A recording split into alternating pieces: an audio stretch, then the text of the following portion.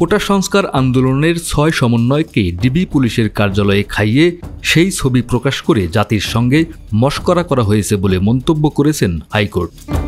সোমবার ২৯ জুলাই রাষ্ট্রপক্ষকে উদ্দেশ্য করে বিচারপতি মোস্তফা জামান ইসলাম ও বিচারপতি এস.এম. মাসুদ হোসেন দরুনের হাইকোর্ট বেঞ্চ মন্তব্য করেন, আন্দোলনকারীদের ওপর গুলি না চালানোর নির্দেশনা ও কোটাবিরোধী আন্দোলনের ৬ সমন্বয়কের ডিবি হেফাজত থেকে মুক্তির নির্দেশনা চেয়ে রিটের শুনানিতে এ মন্তব্য করেন হাইকোর্ট।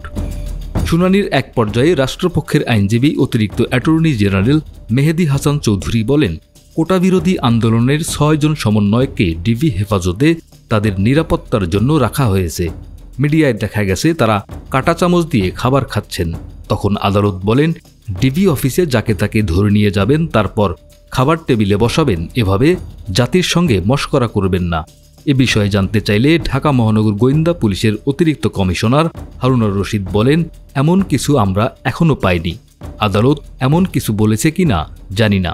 এর আগে বৈষম্য বিরোধী ছাত্র আন্দোলনের সমন্বয়কদের ঢাকা মহানগর গোয়েন্দা কার্যালয়ে নেওয়ার পর এক টেবিলে বসে খাওয়ার ছবি পোস্ট করেন হারুনুর রশিদ, যা রীতিমতো সামাজিক যোগাযোগ মাধ্যমে ভাইরাল হয়।